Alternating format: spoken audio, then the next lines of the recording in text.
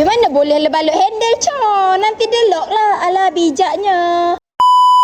Okay, ni. Ya. Alright, ni. Hello ke sini. Okay, tahan di situ. Boleh, guys. Boleh masuk ikut bawah. Alright, kita ketakkan dia. Ya. Kita masuk lagi ikut bawah. Alright. Lepas tu kita tarik ke atas balik. So kalau kata hujan ke, adalah rosak kotak. Makin sengit pula. Apa ni? Sengit-sengit ni. Behave lah, behave. Kak Sherry minta tolong tahan sekejap. So begini. Pusing body dia. Start daripada bawah sikit. Naik sikit. Okay, pusing belah bawah. Gitu. Pusing belah bawah. Bawa atas juga. Kita lekatkan dia.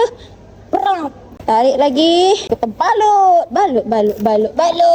Lagi weh. Barulah customer ni unboxing. Dia macam, apa ni? Settle kat sini, kita gonteng lah. Kita lekat kemas-kemas. Sudah. Okay, ni. Gitu. Bolehlah kot ya. Trust the process. Mana boleh balut handle, Con. Nanti dia lock lah. Alah, bijaknya. Minta maaf ya. Batal. Cabut balik weh. Mana boleh. Pusing. Okay. Gitu je. Dekat situ.